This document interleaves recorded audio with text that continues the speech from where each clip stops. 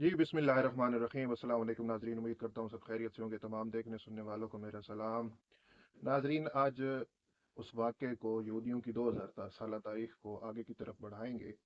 नाजरीन, हम पहुँचे थे सेकंड मिलीनियम में, जो कि 2000 साल का दूसरा हिस्सा था, जब 11वीं सदी शुरू हुई यहूदियों की तारीख की।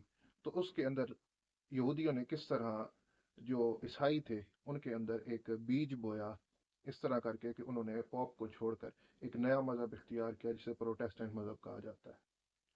नाजरीन, ये जो रोमन अम्पायर थी, इसका पहले तो कुछ हिस्सा जो वो ईसाई हुआ था, लेकिन बाद में ये पूरी रोमन अम्पायर जो थी, सारी की सारी ये ईसाई हो गई थी।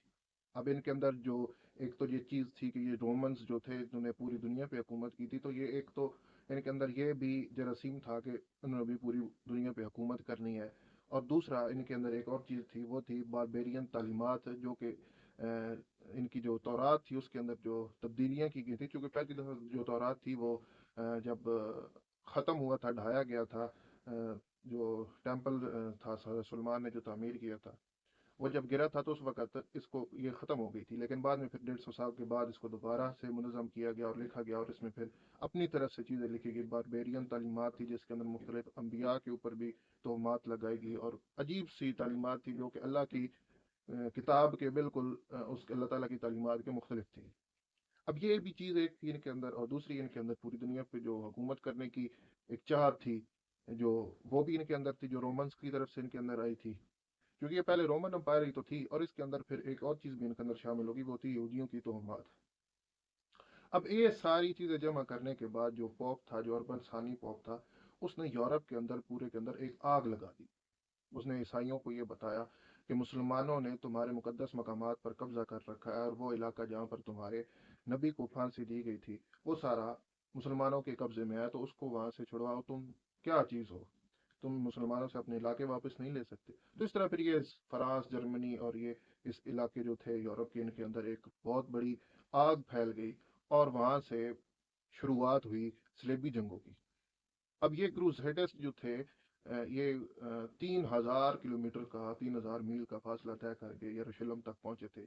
और उस दौर में इन्होंने बहुत ही ज़्यादा कत्लेआम किया था।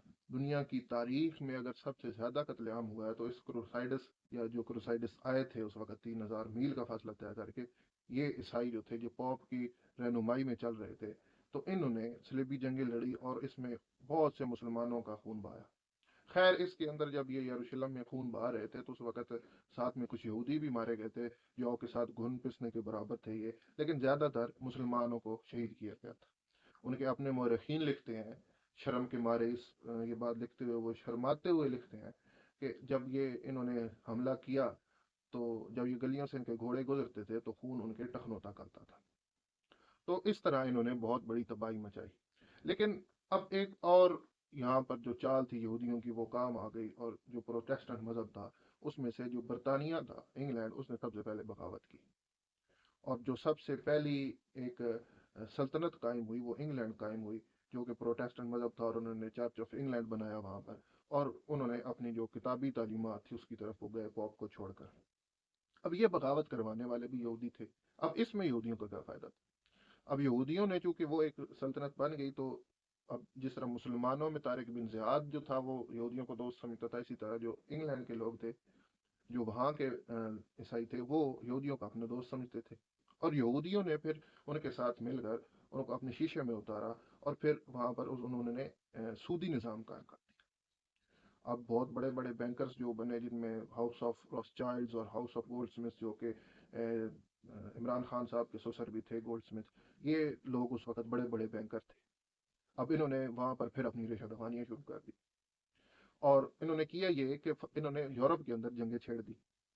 वही अपनी पुरानी चालाकियाँ और वही तरकीबें आजमाई, और उसी तरह इन्होंने फ्रांस और इंग्लैंड, इस तरह मुख्तलिफ मुल्कों की आपस में जंगें करवाई। अब क्योंकि जो हाउस ऑफ रॉथस्चाइल्ड्स थे, उनका बैंककारी के पूरे निज़ाम पर कब्जा था, तो एक तरफ वो वहाँ पर बैठे थे यूरोप के अंदर, फ्रांस में, और दूसरी तरफ वो इंग्लैंड में बैठे थे। अब चूंकि जंग लड़नी है, तो न फ्रांस के सदर के पास, या जो उनका हाकिम था, उसके पास पैसा है, और ना इंग्लैंड के हाकिम के पास पैसा है। तो फिर उन्होंने बहुत बड़े बड़े सूदी शराइत पर उनको कर्जे दिए, और उन्होंने फिर ये जंगें लड़ी।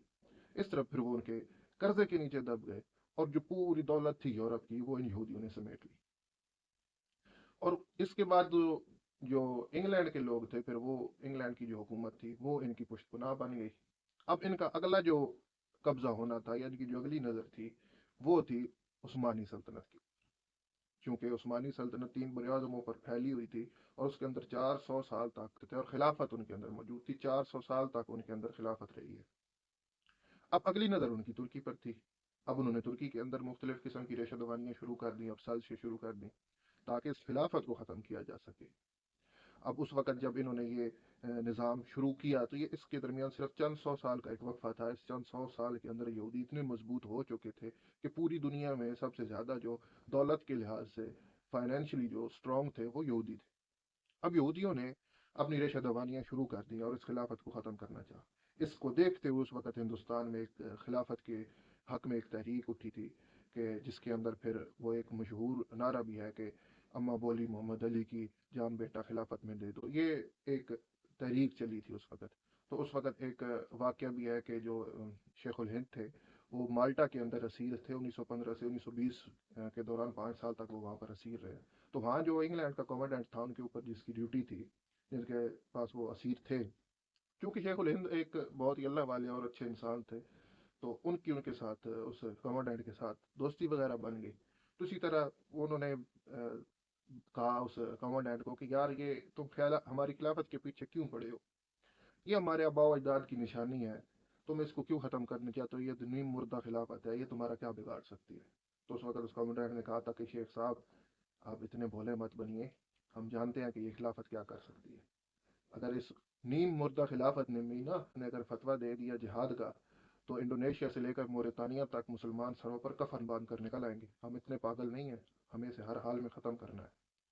تو پھر یہ اسی طرح انہوں نے انگلینڈ نے خیر 1917 کے اندر بالفورڈ ڈکلیریشن کے ذریعے یہودیوں کو حق دلوا دیا یروشلم کے اندر رہنے کا. اور اسی دوران ہی اس خلافت کا بھی خاتمہ کیا گیا جو کہ ایک فری میسن مصطفیٰ کمال پاشا تھے ترکی کے جو رہنما تھے، ان کے ذریعے انہوں نے یہ ختم کروائی. خیر انہوں نے خلافت کو ختم کروا دیا اور یہودیوں کو یروشلم میں بسنے کی اجازت دلوا دی بالفورڈ ڈکلیریشن 1917 کے تحت. اس سے پہلے حالانکہ بے شک کمزور تھے ترک، بہت کمزور تھے. انہوں نے بھی بعد میں آ کر ان کے اندر بہت کمزوریاں آ گئی تھی. انہوں نے بھی بڑے بڑے محلات بنانا شروع کر دیے تھے جس کے لیے وہ قرض یہودیوں سے ہی اٹھاتے، ایسے کی آفریں کی کہ ہم سے پیسہ لے لو اور ہمیں وہاں بسنے کی اجازت دے دو. لیکن انہوں نے وہ حضرت عمر کی جو ایک سنت تھی اس کے اوپر عمل کیا اور انہوں نے ان کو اجازت نہیں دی تھی وہاں بسنے کی. لیکن بعد میں خیر برطانیہ نے بالفورڈ ڈکلیریشن کے ذریعے وہاں پر یہودیوں کو حق دلوا دیا. اب اس کے بعد یہودیوں نے وہاں پر کیا کیا؟ یروشلم میں آنے کے بعد انہوں نے پھر دھن دولت ہر چیز استعمال کی، ہر حربہ استعمال کیا. جہاں پر دولت کا استعمال ہو سکتا تھا انہوں نے دولت کا استعمال کیا. اب وہ آتے تھے اور آ کر کہتے تھے کہ جی ہاں یہ مکان کتنے کا ہے؟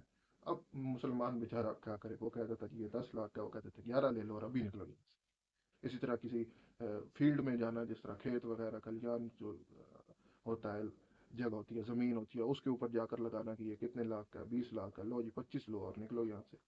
اس طرح انہوں نے دولت کا استعمال کیا. دولت بے شمار تھی ان کے پاس، پورا یورپ کا پیسہ لوٹا ہوا تھا انہوں نے. پورے یورپ کو انہوں نے خالی کر دیا تھا. جتنا پیسہ تھا اس ہاؤس آف راسچائلڈز اور گولڈ سمتھس نے اکٹھا کر کے اپنے پاس رکھا ہوا تھا. اور یہ ساری جو زائنس موومنٹ تھی وہ یہی چلا رہے تھے نا. یہ بڑے بڑے جو بینکرز تھے کہ 19ویں صدی کے جو شروع اور 18ویں صدی کے اختتام میں اس وقت یہ انہوں نے یہ بنایا تھا سسٹم. تو اس کے ذریعے یہ بینکرز ہی تھے جو یہ سب کچھ لے کر چل رہے تھے اور ان کو لیڈ کر رہے تھے یہودیوں. تو پیسہ تو ان کے پاس بے شمار تھا.